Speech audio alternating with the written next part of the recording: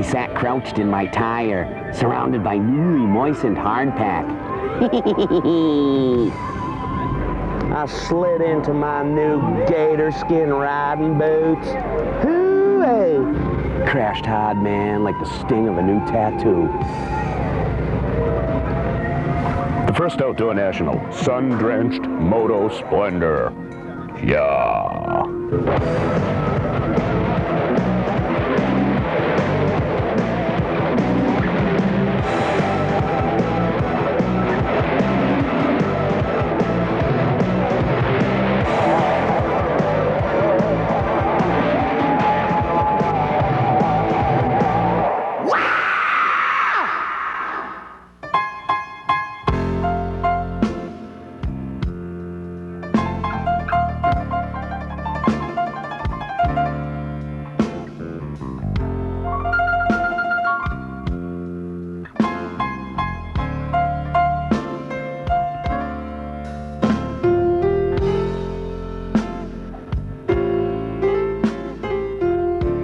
Water. Water. Water. Water. Water.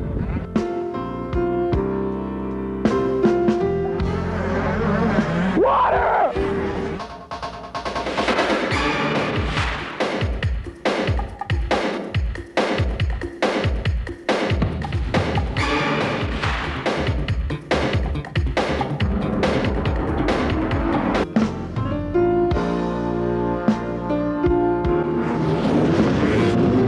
Gainseville Motocross. MW2 is brought to you by Honda Motorcycles, the leader in on and off-road fun. Honda, come ride with us. And by Suzuki. Right now, your Suzuki dealer has the ride you've been waiting for and the financing to get it.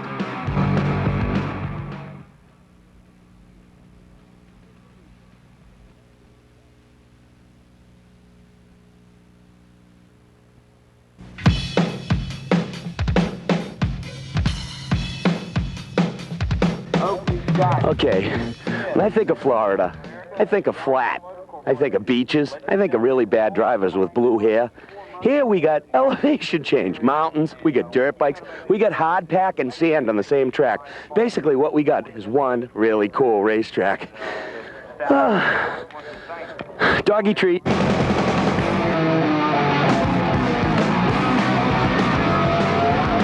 All right, I talked to a lot of the different riders here, and they said there's a couple of different things about Gatorback that's really weird. For one, it's wicked fast, but we got killer hardpack here. Look at this stuff. This stuff is totally hard. Moving right along 5 feet later, we got total loose dirt. Can you see it? Loose dirt, hardpack. Different conditions, really fast racetrack. But it makes for a lot of fun for me to play in.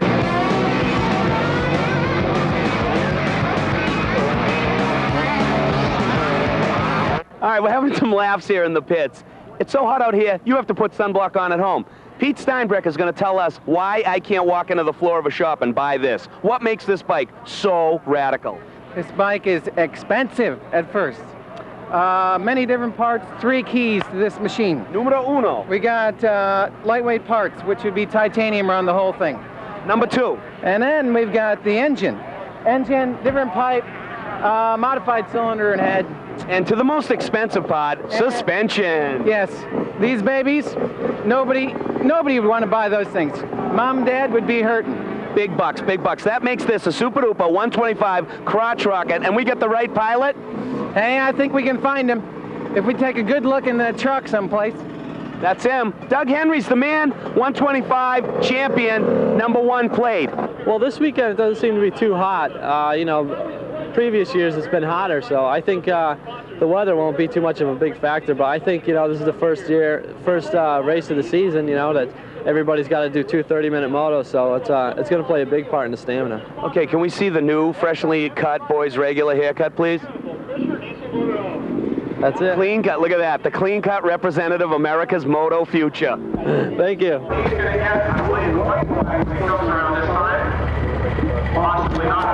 Hey, what's up? Came to get my passes? Jerry, how's it going? Can I get my pass? What pass? Pass for the event so I can do a story? That right there is for you, buddy. Come on, can you hook me up? I need to get around. I need some credentials. Hamburger and road map. Hit the road. Hey, all right, Oh, come on. Been, man? Ekman. Good to see you. Hey, was your brother here? Hey, thanks for asking. Bill. See ya. Man, what does a guy got to do to get a story around here? Don't they know I'm a serious moto journalist?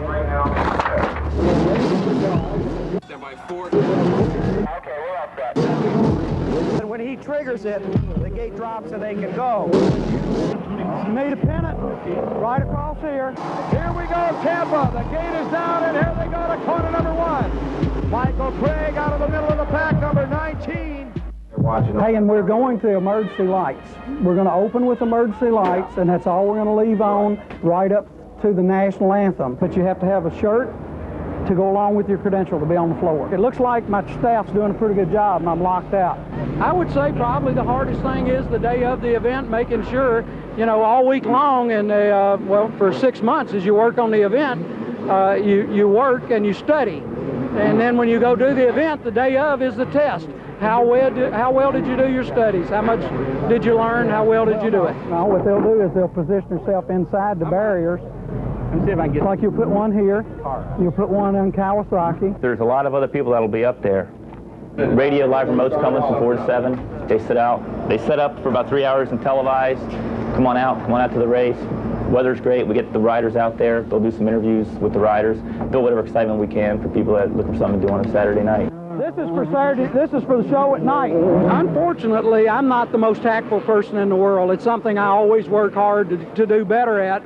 I mean, if it takes working things to make things happen, you can't just say we're going to do it without it. They're supposed to be all the way around those metal fence posts.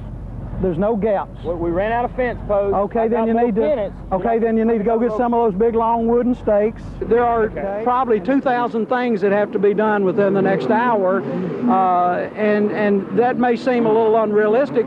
But when you put another 10,000 people in place and try to make sure that they're where they belong and where they, you know, on time, and that your schedule is being met and it's been done right, it can equivalent to quite a few things are happening. Yeah, we don't put our picture on ours. Yeah, look, I lost my whole identity, too. Yeah, I think it's best not to be remembered. He has a good time, doesn't he? I think we're going to try to get with you and Dave. The democracy doesn't work very well in motorsports. Someone has to be in charge. There's got to be someone that ultimately says, you know, it's time to race, it's time to get going. And I remind all of them, you know, I'm prepared to stay as late as they need, and I'll discuss anything they have. But when it's time to race, we're not going to fix problems on the floor of the racetrack. We're going to go racing. Thanks, Ben. See you later. With Supercross, obviously, we're with big production houses. These are big-time companies that do concerts and all sorts of other things. It's much different, you know, from the days when you simply plowed the field and, you know, put the stakes out and boom, you had a motocross track. We, you know, a little inside saying of mine is that we work 2 or 3 months on this one event, and today is the day that we take our test. We have been an participating AMA promoter since 1968.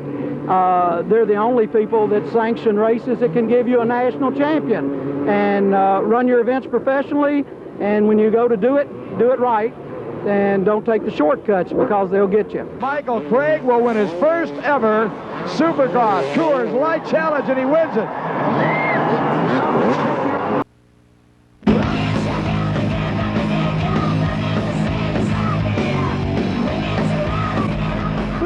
Hey, welcome back to MotoWorld 2. Swigs! Okay, everybody knows about Top Guns on the ground and motocross. Recently, Mike Kudrowski, 250 champion, #1, found out about Top Guns in the air. Check it out, 9Gs.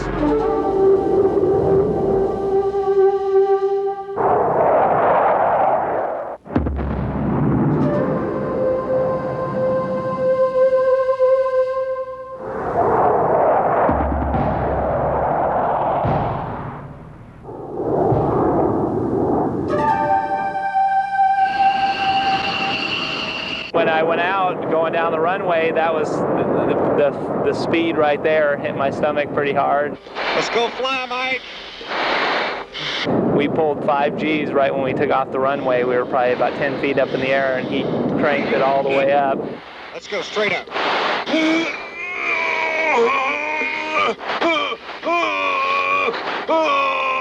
After that, it was, I mean, I was going, well, I'm glad I was prepared for this, you know. And then we went through all the briefing, all that, and they kind of got me real nervous because they were telling me, you know, it's going to be a ride and this and that, and you're going to be pulling a lot of Gs, and how to, you know, work with the Gs and how the G suit works and all the oxygen mask and the helmet, all that stuff, and it was sort of a claustrophobic feeling, and so I was kind of getting psyched up for it.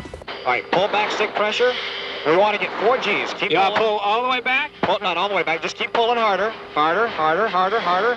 There's 3. There you go. Nice. That's looking good. It's over a black mountain right now. All right. Relax a little bit. Relax. Easy. There you go. We're over the top. See your smoke trail down there? Yeah. Look at the top. Let's try to fly right through it.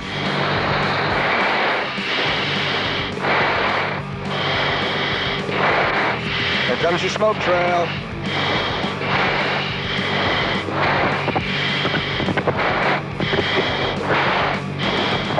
Awesome. You know, like riding, sometimes when we land off triples, you know, pretty hard, I think, you know, we feel a lot of weight, you know, forcing down on us and the bike and everything, but with the air Gs when you're flying, it's like from your head to your toes, everything's getting forced down, so you can really feel it because it's like slowly just pounding you down. Here we go. Stand by the pull. Here comes the pull. After 3, cleared smart 2. How do you feel? Good. Look at your G meter down there at the bottom. All right. 9.0. Right to the limit of the jet, man. You did good. A real aggressive roller coaster might give you 2 Gs or 2.5 times your body weight. Today in this airplane, he pulled 9 times his body weight. Wow.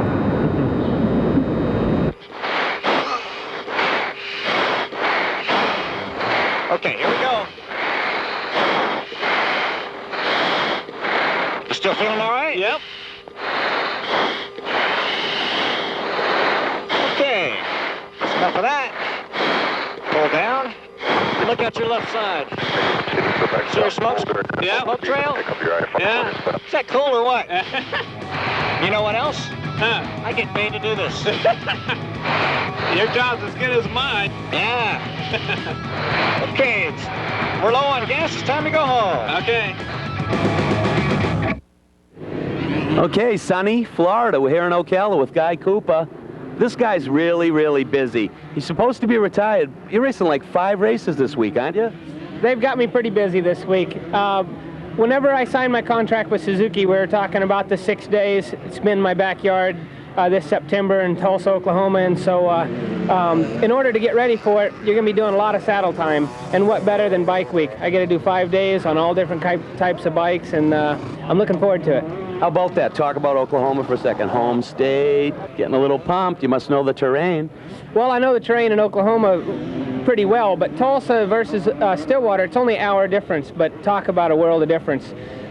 Where I'm at, it's a lot of cedar trees and blackjack trees and red clay dirt. When you go the hour distance west or east from Stillwater, you're jumping into black dirt and rocks everywhere. In fact, it's hard to find the dirt in some places. It's just so rocky. Do you miss the fans yelling? I mean, I know they still do it, but not quite as much as at the races. I miss it quite a bit.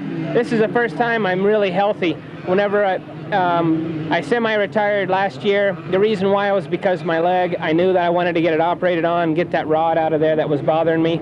And now that it's out and I'm 100%, I miss it a lot.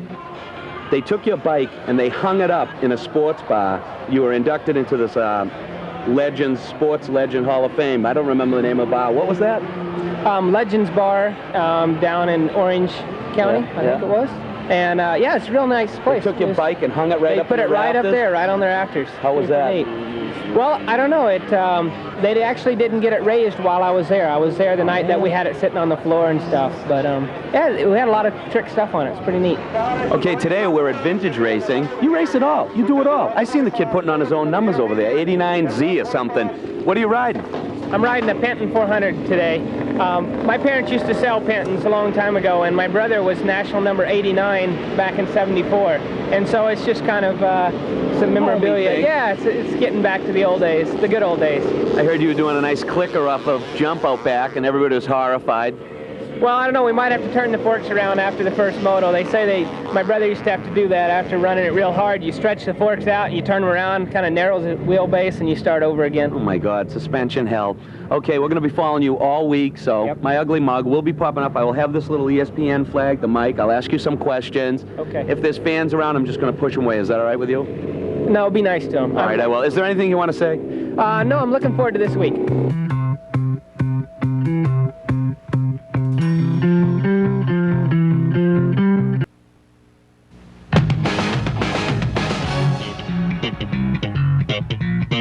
And that's the story from Gatorback Park, Dave. It's been a fantastic event. Back to you in the studio. Art, what's up? There you are. Hey. How's it going, Art? No. Art, like an artist. Artist? Not art. Listen, we don't have time for that. You got to help me. You got to help me. I'm Don't so I busy. always? I know you do. I'm going down a bike week. I got a lot to do. You have to help me. Would you do me a favor? Tell everybody who won the next moto. All right, thanks. I'll see you later. Don't I always? At least tell me your name. Out of the gate and around the first turn in the opening moto was number 20, Huffman, number 22, Ryan Hughes, number 6, Jeff Emig, and Ezra Lusk, number 17. Hughes took the lead in the first lap and held it for more than 5 laps. As he built a good advantage, a lot was happening behind him with Emig, Huffman, Lusk, and defending champion Doug Henry. Henry and Lusk went at it for 4th place for 3 laps before Lusk prevailed. During lap 6, Emig made the move on Hughes. Ryan didn't give up easily, staying on Emig's heels for more than 5 laps. We had a good start. We had gone to a good pace, and I started riding, pulled away, felt pretty good, and my arms pumped up like halfway, and I couldn't really do anything about it. Then my clutch shaft broke, so that's kind of out of it right then. Suzuki teammates Lusk and Huffman battled mostly the entire race. Lusk finishing 2nd, Huffman 3rd. Lamson got by Hughes for 4th. Emig with no pressure at the checkers. I made so many mistakes, and I think we need to change our suspension a little. It was a little bit soft. The track much rougher and much drier than what I thought it'd be. Moto 2 was a completely different story. The Gatorback Park track was nipping people. Tim Ferry, the first casualty right at the start. Robbie Raynard, in only his 2nd outdoor season as a pro, cured his first moto starting problems to take the lead with Chad Pedersen, Emig, Lamson, and Hughes in close pursuit. Tom Welch hits the hillside harder than his Yamaha did. While Emig, Lamson, and Hughes battled for 3rd, Pedersen went down. Number 86, Pedro Gonzalez, also hit the rock-hard surface. By the 3rd lap, Raynard had a 9.5-second lead. Lamson, who moved back to the 150s, giving Honda veteran depth in the 125s, makes the pass on Emig for 2nd after a big battle with Hughes. Hughes into 3rd around Emig. While Raynard ran away with it, Emig was able to take advantage of Hughes' misfortune. Oh, what a tumble on the very last lap. Robbie Raynard, the checkers. I didn't get tired the whole moto. I got a couple new blisters, but it don't really matter. I feel so good to be out front.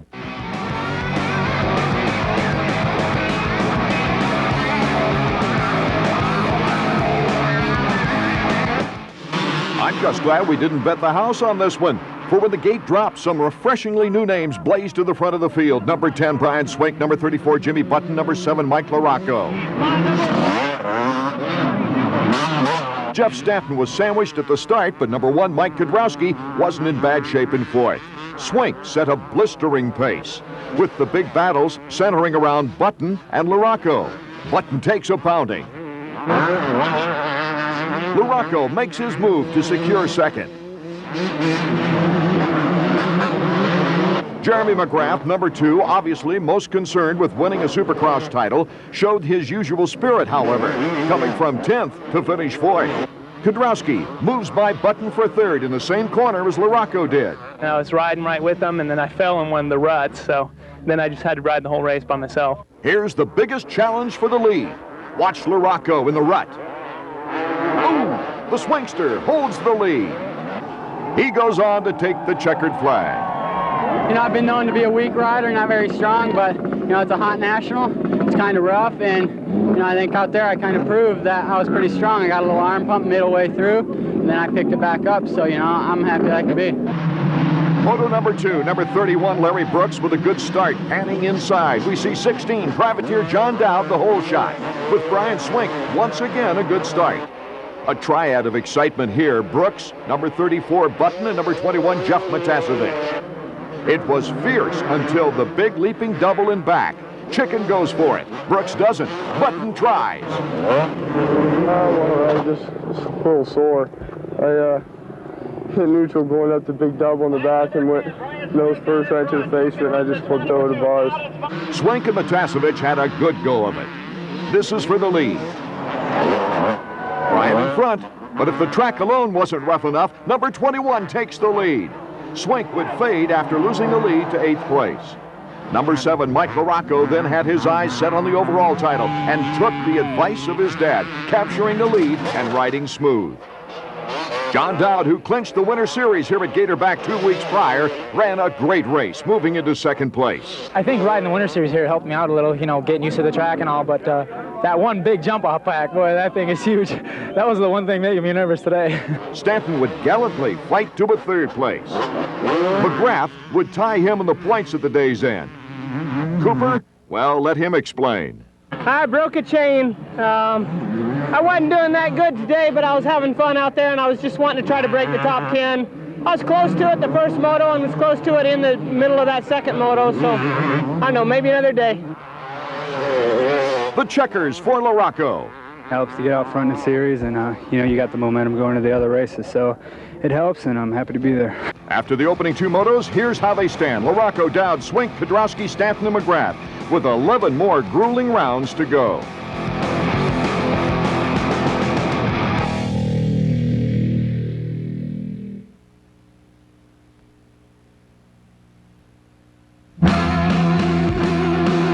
MW2 has been brought to you by Honda Motorcycles, the leader in on and off-road fun. Honda, come ride with us.